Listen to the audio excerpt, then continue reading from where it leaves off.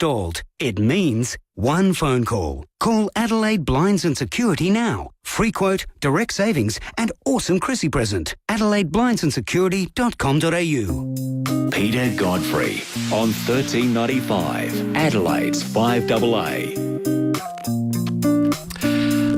9 minutes past 5. Where has the morning gone? I just can't seem to keep up. Temperature, we've come up ever so slightly, just on 10 degrees in the city at the moment. Let's see what's happening over in New Zealand. Selwyn Manning joins us now, editor of EveningReport.nz. How's things for you, Selwyn, this morning? Not too bad on the weather front, Peter. Slightly cloudy sky, but, looks like it's going to be reasonable out there for the day. We've got a weather watch. They're saying that morning sunny spells with a few showers later in the afternoon. Northwest winds change southwesterly later on, just like you guys. Southwesterly will bring in a little bit of a cooler period. But they're saying 70% of change. The temperatures, most important thing, I suppose, was an overnight low of 12, and it's heading toward 20 degrees. So it's it's a little bit low in the temperature stakes, but it was just like that last year, Peter, for this time of year. Yeah, okay. Well, we got 30, as I said to you off air, but today, but that comes after 18 yesterday and 16 tomorrow, so we don't know what we're doing. Yeah, it's crazy time for weather, isn't it? Like when you were telling me your weather, over the years when I've spoken to you, I've kind of got a picture about this time your temperatures start escalating ahead and higher quite quickly compared to New Zealand, where we sit there and we take a while to crunch into gear, and by the time December comes along, we're starting to think, okay, summer's finally here, and you kind of look across the ditch at you guys and you think, wow, look at the temperatures there. But it seems like it's so variable at the moment. Yeah, it's what you're doing. Certainly unusual. Let's get on a few things. Currencies, how are they looking? How are we looking to you and the rest of it? Yeah, the currencies, Peter, the Kiwi is sitting around. It's gone up a bit since last week by about 2 cents.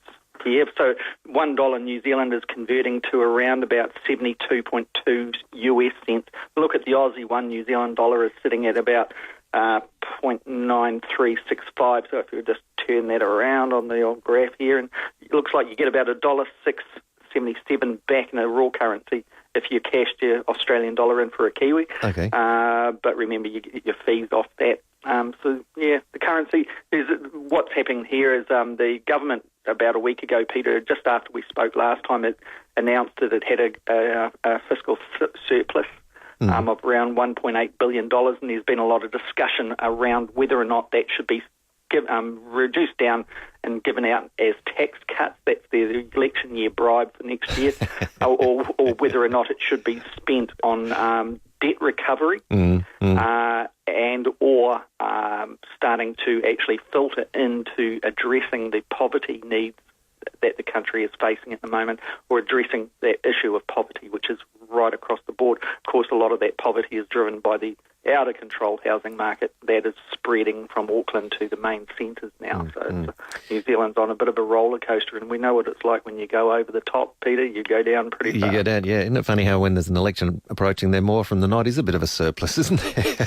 Isn't it? And a lot of those that are following the economics on this are saying, okay, how did the surplus be, how was it created? Yeah, yes. And some have gone as far as saying, well, if you're going to go and borrow money and you put it into this system like in the rates that New Zealand government is doing, of course you're going to get a surplus in your spending. Yeah. So it's all, roundabouts. And I guess for all of us, you kind of think, okay, well, which measure do we look at? But we can have a look at that kind of thing in a comparison when Australia's coming up with things too, and just see where there are two countries. Like we can do that in the future if you like. Indeed. What sort of things are making headlines over there? New Zealand Herald.co.nz, it's leading there with the Donald Trump, Hillary Clinton final debate, of course, which is... Must watch TV later on. Yeah, it's like watching the State of Origin finals, this type of stuff, or it's like watching the Australia and New Zealand rugby team clashes from a New Zealand point of view, if you like your politics or you like the scrapping. I mean, it's a fantastic kind of competition that's going on there, and obviously one that's concerning a lot of people, to say the least. But yeah, that's what they're leading with there. As far as New Zealand news, it goes very quickly into the All Blacks versus Wallabies game that's coming up, and we'll talk a bit about that later on, Peter, in your bulletin, if you like. Yep. But its headline there in the New Zealand Herald is Savia, the weapon for All Blacks blitzkrieg. So they're talking about one of our star players there that is expected to be right on form. But go across to Fairfax's stuff.co.nz. Its website there is, once again, it's hitting on Savia. Its headline is Savia's back. Julian Savia returns to the All Blacks, and they're pitching it as something pretty smart and clever that it's going to be revealing itself on Saturday. Another headline there is two shots in Islands, and they're talking about shooting that took place in the Cook Islands late yesterday, Peter, and going into that. Also going into book offers clues to deaths, and it's talking about a dad of an Australian family found possibly gassed to death, downloaded euthanasia book. So they're a bit soft on New Zealand news, Peter. We're looking around the region for things there. You can always rely on Radio New Zealand for some harder news there, and Radio New Zealand, it is leading with silo collapse, probe, finds, cracks, and 4 others, and that's talking about silos full of 500 tonnes of milk at Fonterra processing plant. So that's quite local, isn't it? And it's kind of really causing concerns there that perhaps Fonterra, while it's been getting big profits, this global, milk powder trader that we've got here in New Zealand, it's just a giant, really. But is it putting it back into its maintenance and around its plants around the country?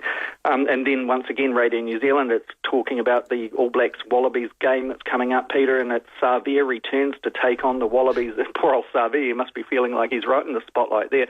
They're also at Radio New Zealand focusing in on Hikia Parata. She's the education minister here in New Zealand, and she's announced that she will be standing down from all politics at the next election, and intends, if the Prime Minister wishes her to continue with her Minister of Education portfolio until she exits the building, Peter. So that's a bit of a roundup of the main ones over here in New Zealand. All right, our main story we're going to talk about this morning, this is pretty concerning now. This horrendous drug, we call it ice, you guys call it P, just the letter P. Some testing on rental homes in New Zealand has found an extraordinary 40% of those tested were contaminated with this stuff. It's a shocker. That's pretty bad. It's an absolute shocker. And the New Zealand Herald has released this information. It focuses in on one of the big players in the testing of homes here in New Zealand, and it's called Meth Solutions. And it's been collecting data going back for some time now, and it's got in its database, it's referring to 8,845 homes that it's checked for methamphetamine contamination in the past 4 years, Peter. Like you said, 40% on average of that figure have tested positive. Now, I'll just put a bit of a caveat on this. Now, remember that a lot of people that suspect, or a lot of landlords that suspect here, that their homes may have been used for P in some way, will often get them tested. So this isn't a reflection of all rental properties in New Zealand, that 40% of them are rotten like this, but it's those that have been tested by Meth Solutions. So just with that caveat in there, but the shocking results, because it's a nationwide company, and what they've done here, what the Herald has done, it's very, very good. It's published a graphic, an infographic, and it shows the actual regions around the place and what percentages they are. And if you look in the Auckland area, it's a shocker. You look up in Rodney, which is just north of Auckland by probably half an hour, 3/4 of an hour drive. 44% of those tested in Rodney are coming through as P positive or ice positive, meaning that there's been some cooking going on or some fairly heavy smoking of the stuff, it's been going on or whatever. North Shore, it's an affluent area. Some people would say, well, it'll be down there. Well, it is, but it's still 30%. There, you go over West Auckland, 45% is coming through with pea or ice positive there in the tests. You go over to Waiheke Island. Now, this surprised me, Peter. The test, the pool of numbers in Waiheke Island is small, so this may be an indicator of it. But still, 52% on Waiheke Island are showing that they've of those that were tested are pea or ice contaminated. And Waiheke Island is in Lonely Planet's book as one of the world's best holiday destinations. Is that right? Okay. It's a fantastic place. Really nice wineries. If people are staying in Auckland, you go on a ferry, go across the harbour there and go to Waiheke Island. It's a beautiful place, and it's a kind of place where you go to if you want fine dining and all of this type of thing. And here's your pea sitting over there, your ice, 52%. Now, it would be very interesting if these amounts tallied with what the police are finding as well. And also, I've got to say, with the state houses run by Housing New Zealand, whether or not their testing is showing similar patterns. At this stage, we're not correlating that. If you go down nationwide, we were just focusing on Auckland there. The further you go down the country, the smaller the percentage is, but it's still a real problem. In the Hawke's Bay, 37%. Lower North Island, meaning around Wellington, the capital city down there, 39%. So that's obviously, got a problem there. South Island overall, 30%. So it's not doing too bad down there. They've had their fair share of problems with the opiates in the past down in the South Island, I've got to say, and that shows through in the crime figures quite often. But the headline in the Herald, Peter, on that one, meth figures lay bare contamination scourge. And it's pretty accurate headline, I'd say.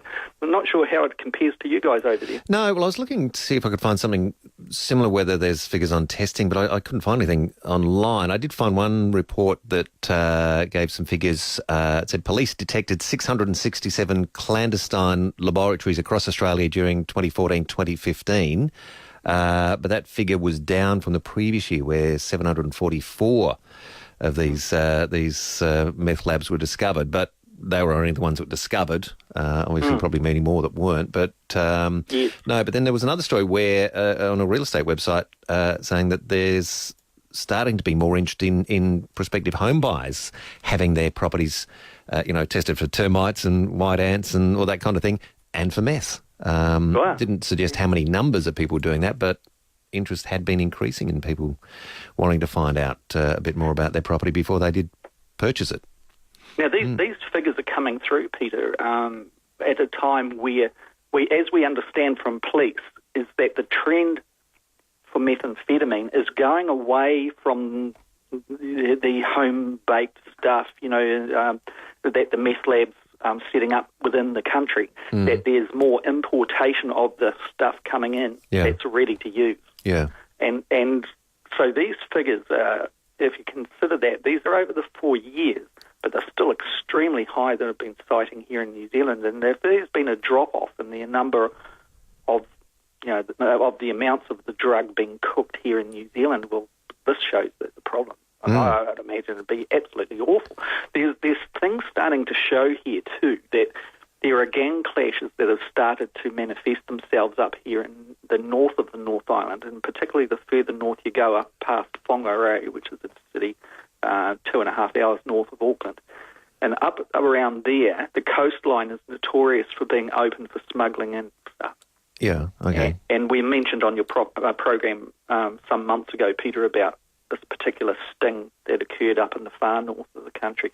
Now, it looks like the police are only kind of starting to release that type of information, that this is a trend that we're showing, that there's more smuggling coming into the country from that's been cooked overseas, suspecting Southeast Asia as the main kind of place of origin for the drug. And the gang activity in the north is elevating, and there are gang clashes. There's been a couple of killings, one execution-style killing only last week. There was stabbings that took place a couple of nights ago. There was stabbings outside or inside Auckland Hospital. Whether or not that's related or not, I can't actually say categorically. All of this in the last week, it seems like there's a bit of a gang war going on with two clashing gangs. And it may be that's because the equilibrium, if you want to put it that way, of being cooked in New Zealand has shifted to being imported, and the gangs are squabbling over what areas they control. So who can say it with accuracy on this type of thing? But it's a problem that we're just watching, Peter, and obviously the police are, trying to give an indication that they are onto it as well. Yeah, indeed. Horrible stuff. Hey, let's get on to something a bit, better from your perspective, maybe not so from our perspective.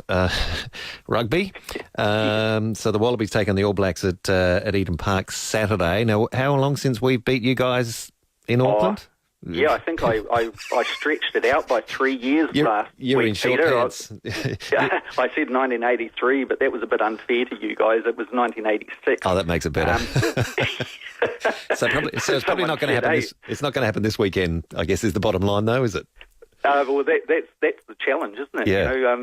There is some people that are kind of saying, don't get complacent, All Blacks, although their current form suggests that they're way out in front. I mean, it'd be wrong not to suggest that they're the favourites, of course. If you look at the Rugby Championship, which is, our two countries here, Australia and New Zealand, and Argentina and South Africa, the All Blacks, that championship, this is the last game of the championship, but the All Blacks are out 38 points. You guys are in second place at 13 points. Then Argentina at 11 and South Africa at 8. They must be getting caned back home in the press and in their rugby clubs and things. But, the All Blacks are on a real run here, and certainly the Kiwis are over here, Peter. We're all enjoying poking a bit of the borax at you guys over this visit. We all know it doesn't last forever. So things are getting exciting around town, so there's a bit of a buzz there? Yeah. There is a buzz around the town.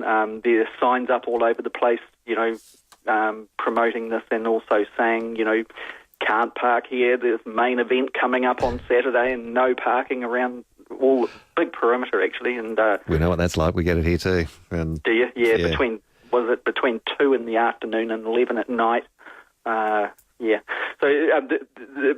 what a spectacle it's going to be. It always is. Certainly between our two countries. And Eden Park, it does put on a very, very good atmosphere for any team that's challenging the home country. Yep. And it'll be a good one. But looking at the details here, for those that are following the sport and saying, come on, Manning, stop waffling about the glory days and things like that, there's some things that there, like mentioned in the headline roundup, Peter, there's a lot of attention on Julian Savea. Now, he is a player that the great late Jonah Lomu actually said at the last World Cup that he thought he was one of the best that he'd ever seen, this Julian Savea. And so people listened to that, and Savea went off the boil a bit at the early part of the season and was dropped out of a lot of the games. And they reckon his head is, because his fitness and everything and practice was in training was fantastic, but they said, the coaches said his head just wasn't quite in it, meaning he'd lost a little bit of the enthusiasm after the World Cup run. But he's back. They're saying he's ready, and he is ready to really fire. So that will be something that the Kiwis will be really watching to see whether or not the hype meets the reality here. But also, from as I understand it, Aaron Cruden, he's been a world-class athlete here in New Zealand rugby for some time now, and he's back off the bench to go in there, and he's quite a scorer, that guy. But if you're looking at some of the, we talk about scores, Ben Smith for New Zealand, Israel Dagg, Julian Savea, they're all top scorers, this year in particular. But Bowden Barrett, those are big players. You start getting into your guys down there, and you're looking at, it's smaller numbers, but you've got Samu Revi, so I should say, and that the two teams. What can I say, Peter? It's been played down, the chances for the Wallabies here, but the excitement is very, very high. Well, and the reason for that, Peter, is the All Blacks are sitting on a 17 international test winning streak. Yeah. Okay, and they've never gone over the 17. And there's a lot of attention on getting to the 18 and creating the real world record, not just meeting the world record and winning streaks. And they know that South Africa wouldn't be able to stop them in that area at the moment. And they know that Argentina wasn't able, but they do know that you guys on a good day will be able to stop that. So you guys will be looking at... Let's hope it's a good day then. for you. You guys will be looking at Eden Park and breaking that curse that goes back to you guys never winning at Eden Park since 1986. 86, yes. And the extra incentive of beating the All Blacks. winning streak from 17 and sending them back to the sheds looking miserable. So that's be a lot on. Top. Hopefully, I haven't put people off having a look at the game. It should be a good one either way. Absolutely. All right, Selwyn, many thanks. Enjoy the game, and we'll catch you next week. Okay, Peter. Should I eat a pie floater if the All Blacks lose? I reckon you should. Absolutely, yes. What would get you to eat, Peter? Well, what's something, unusually New Zealand that I might kind of cringe at, but... Well, we always get the sheep jokes when we go over your place, perhaps a bowl of mountain oysters. How does that sound? I don't know what that is, but... the sheep testicles. Oh. I don't know where you get them from. We'll be able to package something for you. I'll give it some thought. Yeah. I'll give it some thought. Some Kiwi mountain oysters, that would be perhaps the way. But we'll see how we go with that one, Peter. It might be a bit unfair. I've never heard that term, Kiwi mountain oysters, but, well... Anyway, I have... actually, what time's the game on? Your time, so we know what time... is it an afternoon game or an evening game? Yeah. Early evening our time, so early evening. That would be late afternoon. Late afternoon our time. Perfect time to have maybe a late can of lunch down the pub and then watch the game on the big screen. Yes, if you're feeling a bit parched, it would be the game to watch that day. Absolutely. All right, Selwyn, all the best. We'll learn more next week. Okay, Peter. Take Thanks, care. Selwyn. Bye-bye. Selwyn Manning in New Zealand. He's editor of EveningReport.nz. Back after the news with more of your calls here at 5AA 822 300 000. This is Adelaide's 5AA. Some possible late rain and 31 today. It's 5:30. I'm Anne Stone. There's been a change of plan regarding South Australia's controversial voluntary euthanasia legislation. Today's parliamentary vote won't happen. Instead, Liberal MP Duncan McFetridge will introduce a new version of the bill, including several amendments. And he explains what will happen then. I will speak on this today, then it will be adjourned. I will adjourn it till November the 3rd, so the next sitting Thursday. And hopefully we will get through any second reading speeches then, although we only have 1 hour. We are hopeful that the government might actually give us some government time to debate this very, very important piece of legislation. A man who gassed himself, his wife and their 2 disabled children in their Sydney home sought help from a euthanasia group. The Australian's reporting 44-year-old Fernando Manrique went to Exit International, a group founded by euthanasia advocate Philip Nitschke.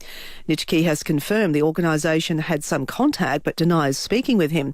Mr Manrique, his 43-year-old wife and 2 children aged 10 and 11 were found dead in the family's home on Monday.